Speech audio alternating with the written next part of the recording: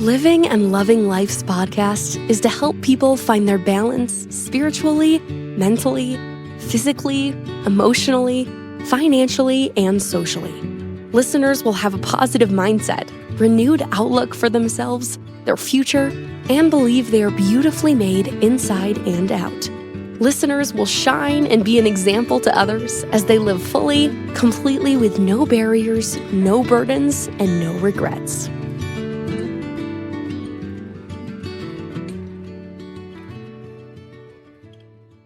Welcome to Living and Loving Life podcast. We have Patty today. She's going to share a little bit of her story and we'll go from there. Welcome, Patty. Thank you very much. And to begin, I want to thank you for this opportunity. I really, really appreciate you helping me to get the message out. So I started my dream job in September 1989 as a high school physical education teacher. And I worked in an amazing department with two master teachers, and every day I learned something new from them. But in March of 1990, I was diagnosed with multiple sclerosis. And it threw me into a bit of a spin because I didn't know anything about MS and I didn't know what to expect. I was able to teach PE for 5 years, and then I ended up taking a medical leave of absence and went back to stay with my parents. And I returned 7 months later to a new job at a different school, teaching in the classroom. And it just wasn't the same. And I wasn't the same. My identity was as a physical education teacher, and I just was not happy there. And I decided to take a 2-year leave of absence. During that time that I was teaching, there were a couple of times that I went into that deep, dark hole. The first time was when I was teaching at the school, and for some weird reason, I had to go find Paul, and I phoned his school and I found out where he was, and I chased him down, and there was nothing at all to worry about, but I just was not in a happy place. And I was on antidepressants, but there was something wrong with the fit between who Patty was and having to take a drug to be the Patty who was. So there were a couple of times that I tried to come down off the antidepressants, and I remember what it felt like in that dark hole, and I just didn't want to go there. So I haven't tried since, and if half of a little blue pill helps me get through my day, then I'll stay on it. When I went back to university, I decided to enter doctoral studies. And in 2005, I completed my PhD in teacher development with the inspiration of somebody I knew who I taught with, who then went to post-secondary education. And I taught 1 year in a private college in upper state New York, but I was never able to get the continuing position because I didn't teach statistics. So I thought, you know what? I'm going to apply for all these jobs, and I'm going to fly all over Canada and the United States and interview all over the place. I can do this. This is actually a pretty good way to live. And it was after the 6th, no, you didn't get the job, that it hit me that this was not fun. And this is not who I wanted to be. So I messed around for the next 12 years, trying to find something that was important to me, Paul and I would spend our winters in Arizona. I have two Labrador dogs that get me out walking every day, but my brain just wasn't being used. And that bothered me. I didn't feel like I was contributing. I wasn't making a difference anymore. And that was really, really hard. So I tried to figure out what did I enjoy doing? And really it was meeting new people, talking to people, helping people. And I took a 14-day challenge on creating a Facebook community. And so I focused on women with multiple sclerosis. And the title of the group is MS stands for Mindset Shift. And really that's what it's about. There are moments in my day that maybe I'm really, really tired, or if I've fallen and my neck is sore, that doesn't mean my life is over. It's different. Okay, so Patty, can I stop you there? Because let's rewind a little bit. Can you explain a little bit of what MS is to people that have no idea, or that could be suffering from it and don't even have a clue? Sure, absolutely. Great question. So my first symptom was double vision in my right eye. And I went to see my GP, and she said my optic nerve was inflamed. And so she sent me for further tests, which led me to an ophthalmologist, to an MRI, to the diagnosis of MS. And if I say to myself, and I put the message in my brain that I want to take a step, that message travels along the nerves until it gets to my foot and I take a step. What MS is plaque builds up around the nerve, and that impulse is either delayed or it's stopped and doesn't happen. So very early common signs of MS is the double vision, is numbness. So for me, all my symptoms are on the right-hand side of my body. When I lost the feeling in my face, it was 50%. It was right down the middle. It was so bizarre. And I walk with foot drop. So I stub my foot a lot on roots and rocks and raised pavement. And it's because the message is just not getting to where it's supposed to be. There are 3 different types of MS. The first is relapsing remitting, which means a person will experience a symptom, but eventually they will recover and they will go back to where they were in the first place. Secondary progressive is what I have, and it is that change is happening, and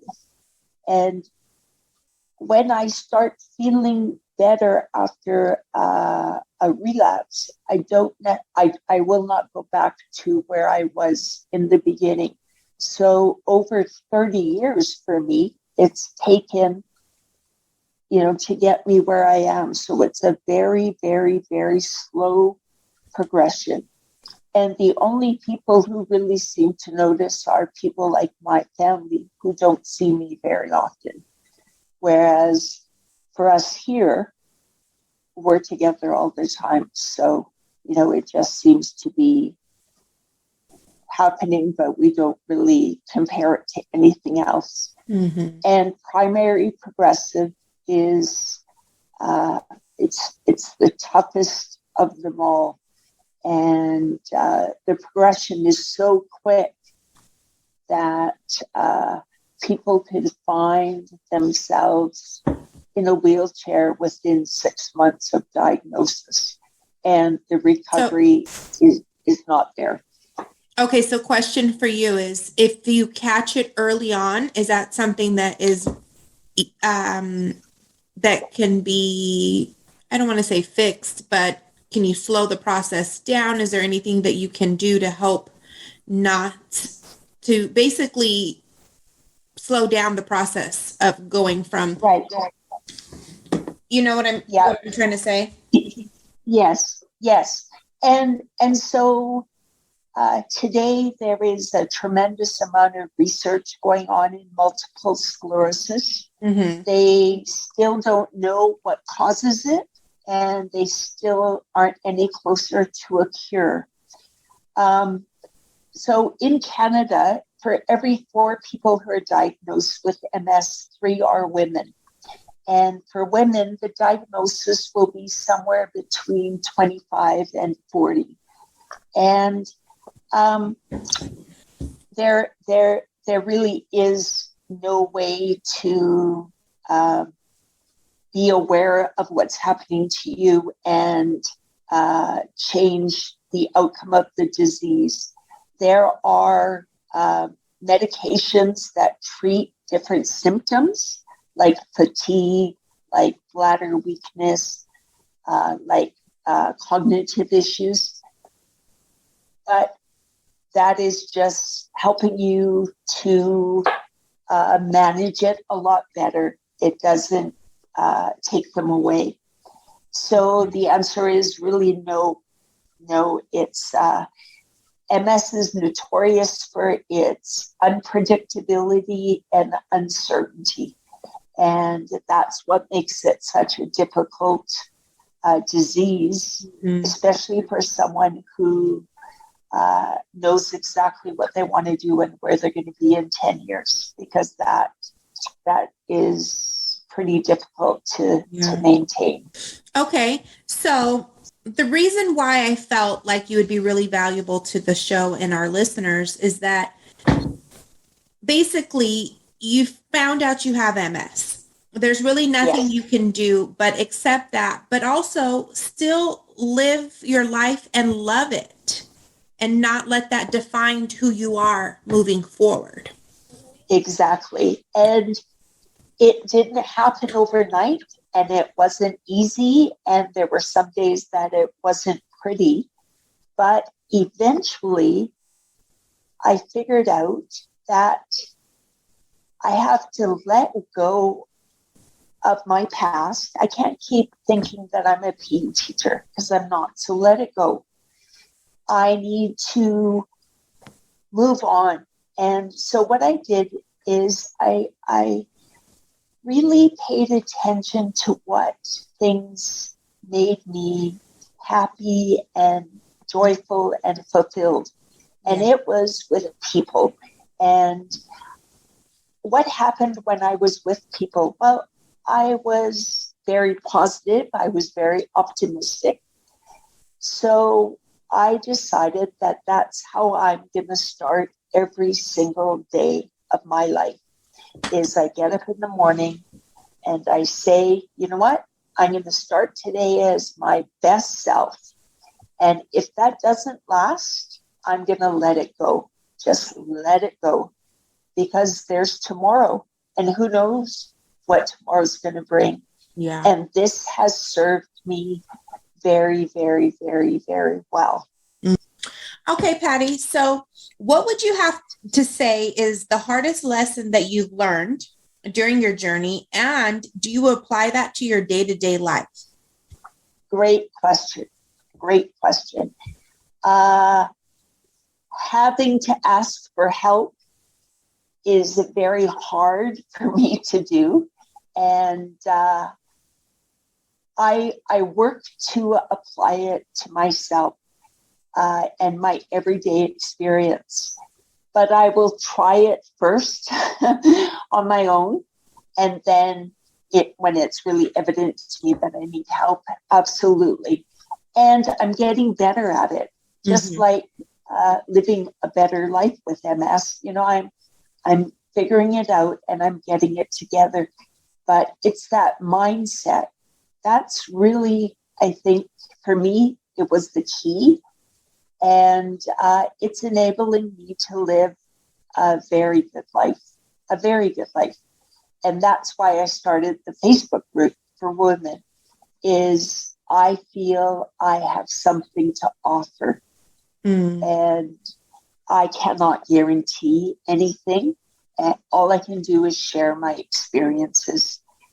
And I'm hoping that is making a difference for somebody out there. Nice. Okay, awesome. So in your opinion, what does it mean to live and love life? To live and love life has two sides, and it's two sides of the same coin. Living life is doing the best that I can in that moment. So my life is moment to moment. It's not day to day. And so, for example, I just got back from walking our 2 Labradors. And there are days when I can't walk as far. But you know what? I get out there every single day. And that's living life. That's still, I know what's important to me. And I still believe that I can do them. If I ended up in a wheelchair, I would still walk them. Maybe it wouldn't be on the wooded trail, maybe it'd be down the sidewalk, but I would still be out there. And that's living life. So MS is my disease. It is not me. Exactly. Awesome. I love that you said that. It's not who you are. It's just a part of you. Awesome. Absolutely. And loving life is seeing the good things in my day, being grateful for things is a big part. I didn't understand what that meant until I got to a place where, I felt pretty good about what I accomplished in that day. If I was able to look back and say, I am grateful that I was able to enjoy my dinner with my family. I am grateful I was able to walk the dogs today. And that helps me love the life that I have. Awesome. Okay. So you mentioned you have a Facebook group. Do you want to mention that again? So any listeners that does have MS or has any questions knows where to find you or follow you? Absolutely. So the Facebook group is MS, stands for Mindset Shift. And we are up to about 560 members. I started it in February. So I'm very excited about connecting, or I'm very excited about offering a place for women to feel safe and comfortable and know that the information they are getting and hearing and reading about is tried and true. I also have a website, and my first name is Patti, Patti, with my middle name, K, which is Kaye. So pattik.com. And lastly, I have written a chapter in a book that's coming out at the end of the month, and the book is called Absolute Will. And it's the journey of 21 women from all over the world who have faced a challenge or a very difficult situation, but have come out on top on the other side, living and loving life. So I'm very content with where I am right now because I feel the message is getting out there and it's getting louder and louder and louder. And that makes me do a silent cheer every day. So essentially you figured out what your purpose was. At the beginning, you thought it was the PE teacher, but this might be your thing. It is really. I've said to my friends, I wish I would have found this 15 years ago when I left teaching. Mm-hmm. And their answer is very correct. And that is, it wouldn't have happened the same way because you weren't ready for it. Yeah. And I get that. Right? Yeah. Yeah. And I love that because, everybody's journey is different. Everybody figures it out at their time, not no one else's time. It's not like, okay, at 25, you need to know your purpose. At 30, you're going to do this. At 35, you'll do this. That's not how it works. That might work for some, but not for all. Because like your friend said, which is very true, if you would have missed any of the steps or tried to do this sooner, it would not have been the same. Exactly. Absolutely true. And I really have taken that and tucked it away in my, my brain, my heart, my soul, because Sue was absolutely right. It wouldn't have happened the same way, or I wouldn't have felt as good about making a difference because I had not gone through the process yet. So you are 100% correct. Awesome. Well, Patty, I really, truly appreciate your time coming out and speaking to us so that we can be a little bit more educated on the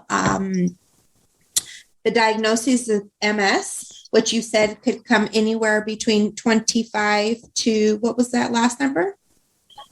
25 to 40 is what they say. I met a woman maybe 6 months ago who was diagnosed at 7, which blows me away. Yeah. I also know the mother of a lady I taught with. She had her first MS symptom after the birth of her second child and was diagnosed with MS.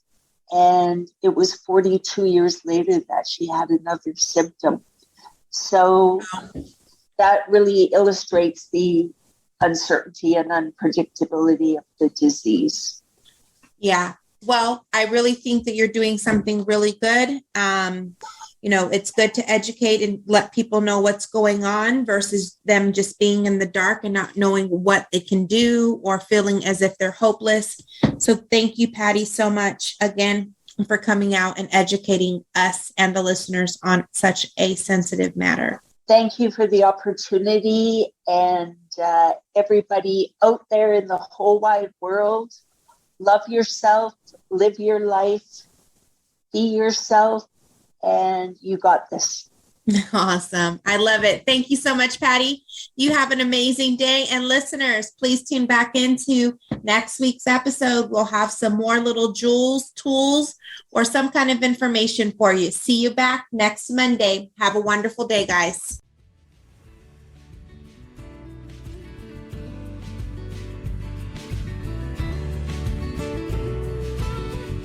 If you love the Living and Loving Life podcast, we'd love for you to subscribe, rate, and give a review on iTunes.